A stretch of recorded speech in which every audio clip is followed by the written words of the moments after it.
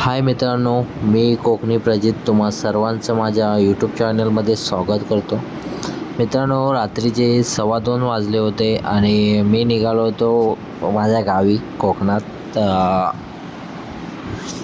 दिवा ते रत्नागिरी मीन्स लांजामध्ये पुणेच गाव आहे माझं.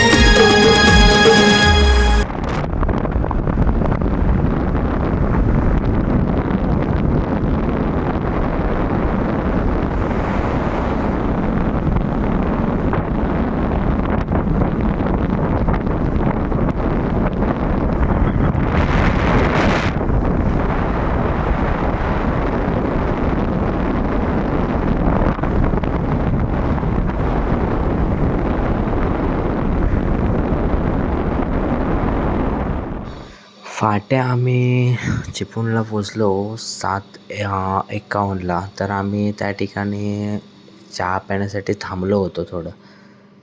तर म्हटले थोडे रेस्ट करूया. तर चहा वगैरे प्यायला थांबलो. तर ऑपोजिट साईडला ना परशुराम बस स्टॉप असं नाव आम्हाला दिसलं. परशुराम बस स्टॉप असं नाव आम्हाला दिसलं. तर आम्ही चहा पिऊन वगैरे झाल्याच्यानंतर आम्ही डायरेक्ट तिथून निघणारच होतो पुढच्या सफरसाठी. बट जिथे चहा पिलो त्या काकांना विचारलं की काका, या ठिकाणी परशुरामाचं मंदिर कुठे आहे करून. तर ते बोलले की इथून 2 मिनटाच्या अंतरावरतीच आहे मंदिर. तर मग आम्ही विचार केलेला की काय करूया, जाऊया की नको. पण थोडा 1 मिनिट विचार केला आम्ही. त्याच्यानंतर मग डिसाईड केलं आता गाडी घेऊन गावी चाललो आहे. तर जाऊन येऊया. 2 मिनटाच्या अंतरावरती आहे बोलतात तर दर्शन तर घेऊन येऊ. कारण असं बोलतात ना, योग पुन्हा पुन्हा येत नाही. त्या रूटने मग आम्ही गेलो पुढे. तर झाला असा सीन की आम्ही 2 मिनटाच्या अंतरावरती आहे मंदिर म्हणून आम्ही थांबलो त्या ठिकाणी. एक छोटंसं मंदिर होतं तिथे. तर आम्ही थांबलो. तर आम्हाला असं वाटलं की परशुरामांचं मंदिर हेच आहे असं आम्हाला वाटलं. मग आम्ही गाडी साईडला पार्किंग केली आणि पार्किंग केल्याच्यानंतर आम्ही आतमध्ये दर्शनाला गेलो.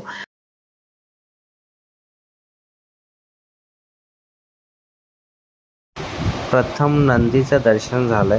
तिथून आतमध्ये गेल्याच्या नंतर आम्हाला समोर अशी खूप सुंदर अशी मूर्ती पाहायला मिळाली आणि दर्शनही आमचं खूप छान प्रकारे झालं.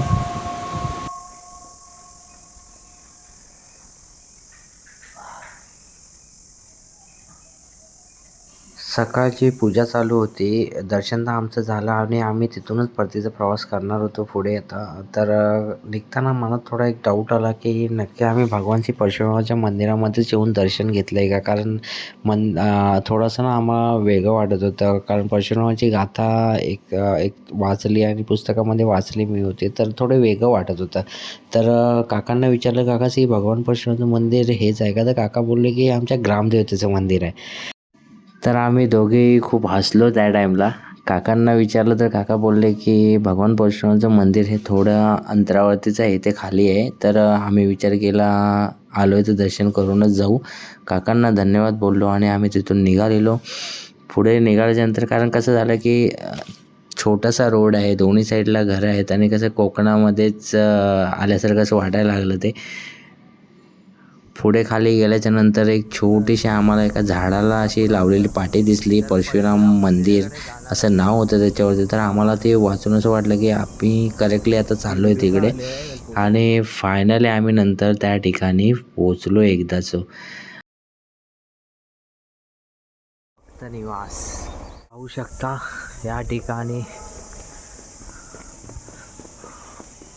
भगवान परशुराम मंदिर.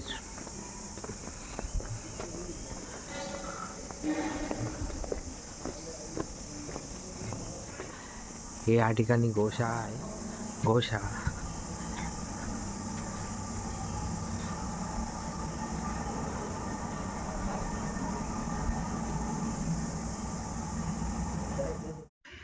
मंदिराच्या आतमध्ये गेल्याच्या नंतर मित्रांनो, आतील आजूबाजूचा परिसर पाहता खूप छान असं वाटलं.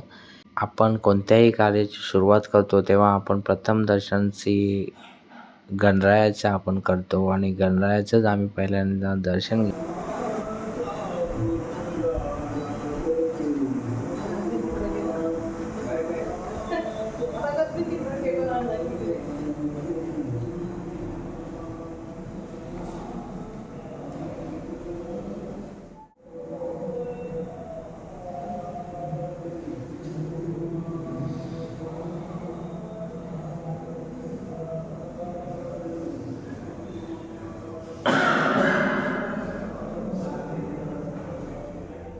मंदिरातून दर्शन करून बाहेर आल्यावरती बाहेरील परिसरामध्ये आम्ही फिरलो तेव्हा असं काही छोटी छोटी मंदिरे आम्हाला पाहायला भेटली. साईडला पुढे देवी रेणुका माता यांचं मंदिर आम्हाला दिसलं, तर आम्ही त्या ठिकाणी जाऊन दर्शन घेतलं. थोडा पुढे गेल्याच्यानंतर एक छोटासा एक तलाव आहे. तलाव आम्ही त्या ठिकाणी पाहिला तर हिरवं ग्रीन असं पाणी होतं, म्हणजे हिरवं मोठं असं कासव आम्हाला दिसलं. आम्ही थोडा वेळ थांबलो त्या ठिकाणी, कारण खूप मस्त वाटलं त्या ठिकाणी, प्रसन्न असं वाटलं. आणि नंतर आम्ही तिथून निघालो आमच्या पुढील प्रवासाला.